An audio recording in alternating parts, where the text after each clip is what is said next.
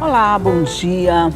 Os casamentos infantis parecem fora de moda, mas a realidade não é bem essa. O Brasil é o quarto país do mundo na realização de casamentos desse tipo. E o Maranhão é o segundo estado no Brasil onde mais acontecem esses casamentos. E é sobre isso que nós vamos conversar no programa de hoje. E quem está aqui comigo para tomar café e falar sobre esse assunto é a Viviana Santiago, que é gerente de gênero da Plan Brasil. Bom dia, Viviana. Bom dia, tudo bom? Seja muito bem-vinda à nossa cidade, né? Sim, sim. Gostou? Gostei, sou apaixonada por São Luís. Ah, ótimo. Então, sinta-se em casa. Obrigada. Mas vamos falar de casamentos infantis. O que é exatamente um casamento infantil? O que define isso? Quando a gente fala casamento infantil, a gente está falando daquela união que é formal ou não, em que pelo menos uma das pessoas tem menos de 18 anos. Então, por que a gente usa o termo infantil? Porque a gente está se baseando na Convenção sobre os Direitos da Criança, da qual o Brasil é signatário, que diz que criança é todo ser humano abaixo de 18 anos. Mas em alguns outros países do mundo, a gente pode ter outras expressões para o mesmo fenômeno. Então se fala em casamento forçado, casamento precoce, né? Casamento à temprana idade é uma coisa que se fala muito em espanhol. Mas a ideia é essa: toda vez que alguém menor de 18 anos está numa relação formal ou informal, é um casamento infantil. Aí você deu várias definições entre o casamento forçado. Um casamento infantil não é necessariamente um casamento forçado. No sentido do desejo imediato, aqui no Brasil a gente tem uma tendência de que geralmente as meninas, que são as meninas no Brasil, as que são casadas, né? Então elas não são forçadas ao casamento no sentido de que elas querem casar. Mas quando a gente pensa no contexto, na capacidade de decisão, a gente entende como que uma conjuntura que força a pessoa ao casamento. Porque se não fosse o casamento, o que mais seria? Então, por isso que mesmo aqui no contexto do Brasil, a expressão ela seria possível. Porque seria um contexto de falta de escolhas, né? Isso, forçada no sentido de não ter outra alternativa. Exato. Seria mais ou menos isso. Exatamente, mas as meninas aqui no Brasil, uma característica do casamento é que ele é informal, ou seja, é diferente daqueles vídeos, né, que a gente costuma ver de alguns outros países, né, uma menina de 8 anos com vestido de noiva. Por exemplo, na Índia tem aqueles casamentos que já acontecem entre crianças para garantir a união entre determinadas famílias. Exato. No nosso caso, não seria essa belezura toda. Não, a maioria dos casamentos aqui são informais, né, e a maioria das meninas, ela está na faixa etária de 15 anos. Mas a gente também tem uma grande concentração de meninas com menos idade que estão casadas. Meninas com 13, com 12, até com 10 anos de idade. Até com 10 anos. Exato. A gente tem aqui no Maranhão, por exemplo? Temos, e tanto o Maranhão quanto o Pará, a gente encontra meninas muito jovens, meninas muito pequenas, né? São crianças, né? E que estão casadas, e que o contexto da gravidez aparece muito forte, mas muitas vezes é o contexto de tentar sair da pobreza, de você dizer, olha, eu vivo numa realidade tão vulnerável. Muitas vezes é o desejo de vivenciar uma sexualidade. Muitas vezes é quando a família descobre a vivência da sexualidade. Então a gente diz que o casamento, ele é multicausal, ele tem muitas causas. Muitas causas mesmo, só você já falou várias. Quando você fala que, por exemplo, a questão da pobreza, a menina quer se livrar daquele estado de pobreza quase absoluta em que vive, nesses casos o marido seria sempre alguém bem mais velho, de uma situação financeira já definida? Aqui no Brasil, a média de idade das meninas que se casam é 15 anos, podendo ser mais jovens, e a diferença de idade com os maridos é de pelo menos 9 anos. Então, mas eles também podem ser muito mais velhos, né? A gente, no nosso estudo no Norte, por exemplo, a gente, no estudo que nós fizemos, o campo do estudo da pesquisa do Promundo, né? A gente verifica meninas de 13 anos que estão casadas com homens de 40. A gente está fazendo um estudo na Bahia e vamos começar o campo do estudo aqui no Maranhão, mas na região de Codó, né, em que também aparece muito forte isso, né, que esses homens eles são mais velhos, porque eles precisam estar minimamente organizados financeiramente, com né? certeza, para ter atração, para atrair uma criança desse Exato. tipo. A família sempre ela está de acordo com esses casamentos? Ela está conivente? A família ela não entende o casamento como algo prejudicial. Eu acho que esse é um ponto, né, porque não tem a ver só com essa família, mas tem a ver com a sociedade da gente. Que, por exemplo, que se alguém aparece grávida e essa pessoa está grávida e está sozinha, a gente quer imaginar que o casamento é uma solução, né? E aí a gente não consegue ver a consequência negativa do casamento. Então, seja porque essa família é muito pobre e identifica uma oportunidade dessa menina sair da pobreza, ter menos uma boca na casa. Então, a família ela sempre acredita que o casamento é o melhor para essa menina. Interessante, né? Quer dizer, vai a criança, vai a família, vai todo mundo junto. Exato. Dentro de uma mesma situação. Aqui, você falou agora Codó. Dentro aqui do Maranhão, tem alguns municípios que se destacam mais nessa situação? A gente não tem esse dado aberto, no sentido de dizer assim, olha, a gente tem um mapeamento concreto de que municípios têm mais taxa de casamento. Embora o casamento formal, a gente tem uma fonte de dados que se chama Estatísticas do Registro Civil do IBGE. Todos os cartórios do Brasil, eles enviam para o IBGE a quantidade de pessoas que se casam no ano. Mas são aqueles casamentos formais, né? Sejam uniões estáveis ou um casamento formal. Essa fonte de dados, ela poderia ser gerada por cidades. Então, embora a gente não tenha nesse momento, esse é um dado rastreável. Mas o que a gente tem? Que quanto mais vulnerável o contexto, ou seja, quanto mais a gente tem pobreza, quanto mais a gente tem a fragilidade das políticas públicas, mais esse contexto é um contexto que é propenso ao casamento infantil. Porque o casamento começa a aparecer como uma oportunidade, né? Ok, nós vamos fazer um rápido intervalinho aqui na nossa conversa, aí voltamos já já para continuar falando sobre casamentos infantis. Um minutinho só, eu volto já já.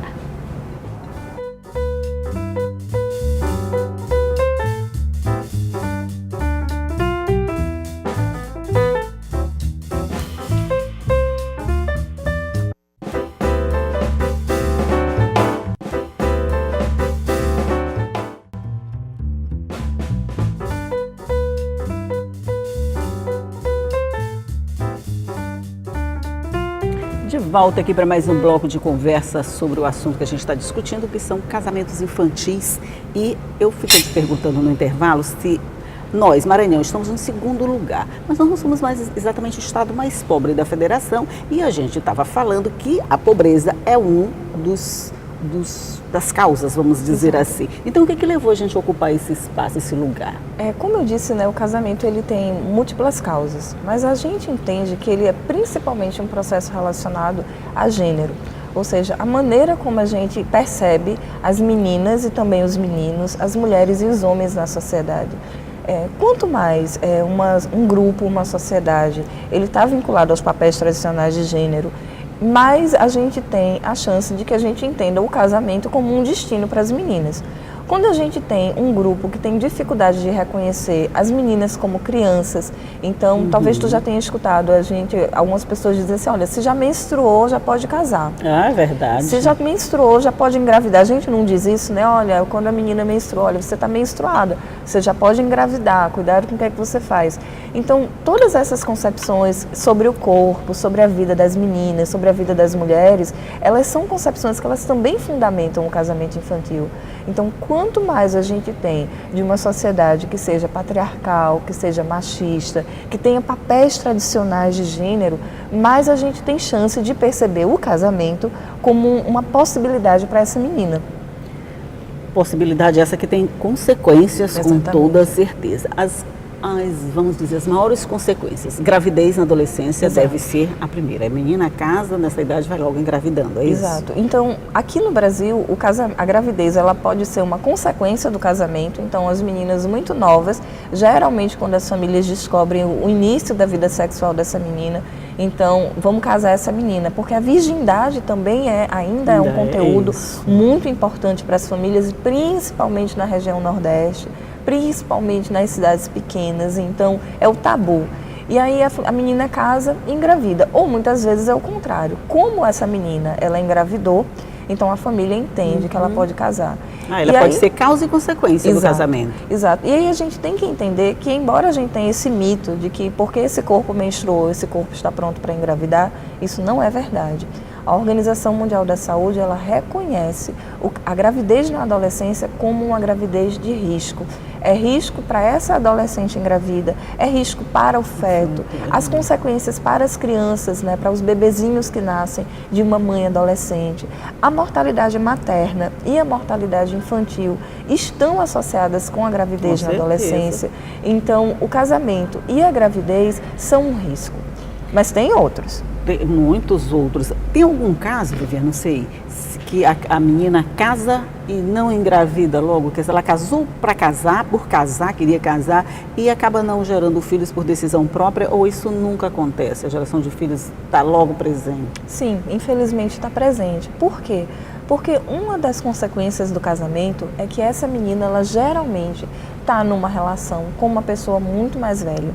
Então, nessa relação com essa pessoa mais velha, essa menina é uma relação desigual de poder. Verdade, uma menina com uma menina de 14 com uma pessoa de 20, uma menina de 15 com uma pessoa de 25, de 29, né, de 30, 40. Então, essas meninas, elas têm muita dificuldade, por exemplo, de negociar o uso de preservativo, de negociar o uso de anticoncepcionais. Então, para além do risco da gravidez, elas também estão expostas a outros riscos, como, por exemplo, as doenças, as infecções sexualmente transmissíveis, o próprio HIV, porque são meninas que não têm essa capacidade hoje de negociar o seu processo de preservação. Se é difícil para uma menina que a gente diz aqui assim, é bem informada, bem instruída, as nossas filhas, imagina um casamento nessa situação, deve ser bem mais difícil essa negociação, com toda certeza. Mas esse que a gente está discutindo aqui, na verdade, é resultado de um trabalho todo que vocês estão fazendo de divulgação desse problema todo, não é, Viviane? Exato, nós estamos, essa é uma agenda importantíssima para nós na Plan International, como para outras organizações nacionais e internacionais, para o movimento das mulheres aqui no Brasil e no mundo, e está no marco das nossas ações de lançamento do nosso documentário sobre o casamento infantil. É um documentário que se chama Casamento Infantil, no qual nós analisamos 2 casos, né? O caso de uma menina do interior do Maranhão, né, da cidade de Peritoró, e uma menina que vive na cidade de Guarulhos, em São Paulo. O que é que a gente quer dizer? Como é que a gente tem uma menina numa das cidades mais importantes do Brasil, está em São Paulo, é um contexto super urbano, e ela vive, né, o casamento infantil, e ao mesmo tempo uma menina na região dos Cocais, no interior do Maranhão, diante de toda a vulnerabilidade econômica, também no casamento infantil. Quer dizer, 2 meninas em situações tão diferentes, vivendo a mesma coisa. A mesma coisa. Então, o documentário, ele traz uma análise sobre esses 2 casos, ajuda a gente a entender como que a pobreza, como que a falta de políticas públicas está associada a esse processo, mas também como as relações de gênero, que fazem com que as meninas sonhem, que fazem com que as famílias desejem. Então, é um documentário que tem as vozes das meninas, as vozes de especialistas do Brasil no tema e as vozes de algumas especialistas também de fora do Brasil. Isso é uma curiosidade, assim, quando vocês conversam com essas meninas, qual é a percepção que vocês têm do sentimento delas a respeito desse casamento, depois que casam, sei lá, que vocês vão conversar com elas depois que casam? Elas estão felizes? Elas se sentem bem dentro daquele casamento? Ou descobrem depois que aquela não é a alternativa que elas buscavam? O que acontece com essa menina depois que casa, Viviane? Essa é uma pergunta muito interessante, né? A gente acabou de fazer o campo de um estudo que a gente está fazendo aqui no Brasil sobre o casamento infantil, que se chama Tirando o Véu. Um estudo sobre o casamento infantil na América Latina. Então, 8 países na América Latina, a Plan está desenvolvendo esse estudo, e dentre os 8 países, o Brasil. Aqui no Brasil, a gente está fazendo o estudo na Bahia e aqui no Maranhão. E o campo da Bahia já terminou, e essa pergunta é uma pergunta muito forte no estudo. Nós falamos com as meninas menores de 18 anos que estão casadas agora, e falamos com as meninas mais velhas, né, com mulheres entre 20 e 25 anos que se casaram meninas. E é impressionante a mudança.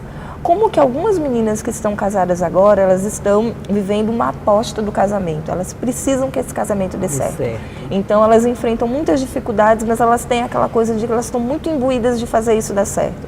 Quando a gente conversa com as mulheres, a gente percebe uma mudança. A maioria delas diz assim, se eu pudesse, eu não teria me casado. Elas conseguem imaginar o que é que elas começaram a perder. Elas conseguem imaginar as consequências. Olha, eu parei de estudar. Olha, o meu marido nem sempre foi bom para mim. Olha, eu não quero esse destino para minha filha. Então, quanto mais tempo ela vai passando dentro do casamento, mais ela vai tomando ciência das consequências negativas dele. Quer dizer, no começo, vamos dizer, ela ainda está na fantasia de que aquilo é uma brincadeira. Pois é tipo engravidar na infância, vamos dizer assim. Vai ser uma bonequinha. com o tempo ela vai percebendo que a realidade é bem outra e acaba se desencantando. Mesmo por conta disso, a gente pode dizer que esses números no Brasil ou aqui mesmo no Maranhão, como é que eles têm se comportado? Eles têm diminuído ao longo do tempo? Eles têm aumentado? Como é que é esse fenômeno? No mundo, o casamento infantil, a gente percebe um processo de que ele está decrescendo, mas muito lentamente. Né? O que significa dizer que se a gente não fizer um movimento agora, no sentido de sensibilizar a sociedade, sensibilizar as leis, sensibilizar as políticas públicas para a existência do casamento infantil, em menos de 50 anos a gente não resolve esse problema. 50 anos e ainda não? Ainda não resolve o problema. Então, o que é que a gente precisa entender? Que por ano, milhares de meninas se casam. Se a gente falar em termos de mundo, por ano, milhões de meninas se casam. E cada menina que se casa é um projeto de vida que está ameaçado. As meninas começam pobres no casamento e geralmente elas vão empobrecendo a cada ano do casamento. Elas não estudam, riscos à sua saúde, falta de acesso a direitos, a violência que elas estão expostas. Né? Quer dizer, então, não tem a ascensão nem financeira nem social que se imaginou. Não tem exemplos disso, não? Não. Nem financeira, nem social, nem nada. A gente tem algumas mudanças, por exemplo, a gente vive numa sociedade muito adultocêntrica, né? Então, muitas vezes as meninas, quando se casam, elas entendem que aquilo é a única possibilidade dela de mudar o projeto de vida dela. Se você vive numa cidade que você tem uma escola precária, que você não tem a certeza de que você vai se empregar quando você se forme, que você vive num nível de pobreza, o que é que então vai te dar uma distinção? A distinção é ser uma mulher casada. E por isso que muitas meninas elas sonham com o casamento, porque agora elas vão ser reconhecidas como uma mulher adulta, elas vão vivenciar outro status, né? Mas aí a nossa aposta política enquanto PLAN é que existem outras maneiras de uma menina ser reconhecida, existem outras maneiras de uma menina desenvolver seu potencial, porque o casamento, infelizmente, não desenvolve esse potencial. Né, os riscos, né? Nem o casamento em nenhuma situação, imagina um casamento infantil, né? Exatamente. A gente quer que as meninas sejam meninas, que elas possam ser meninas e que se o casamento for algo que estiver na vida dessa menina, seja depois dos 18 anos, quando o seu potencial minimamente está desenvolvido, quando a gente acessou os nossos direitos, e aí sim se trata de uma escolha, né? Que ela possa escolher esse casamento, se for da vontade dela, né? Exatamente. Com tudo assim. Olha, Viviana, nós passaremos a manhã inteira aqui conversando sobre esse assunto, que é com certeza muito fascinante, mas muito obrigada por sua entrevista, por seus esclarecimentos. Volte sempre à cidade de Barcelona esperando você. Eu que agradeço a oportunidade. Vamos falar mais sobre o casamento infantil. Vamos falar mais. Esse assunto precisa ser muito conhecido, até para que a gente diminua esses números todos e esses 50 anos que ela falou aqui, que até 50 anos a gente pode não ter diminuído. Quem sabe diminui com muita informação. Informação é poder. Quando a gente sabe, a gente escolhe melhor. Viviana, muito obrigada. Um bom dia para você. E nós é que agradecemos a tua participação aqui no nosso programa. Eu agradeço muito. E um bom dia para você também. Você já sabe, essa entrevista fica à sua disposição no nosso site. Você pode acessar a hora que você quiser, quando você quiser. Essa e qualquer uma das outras, você já sabe que o nosso site é o al.ma.leg.br/tv. As nossas páginas nas redes sociais também estão à sua disposição. A nossa página no Rádio Online, tudo para você. Mas todo dia eu vou estar aqui às 8h30 esperando você com muita informação para tornar o seu dia bem produtivo. Tchau.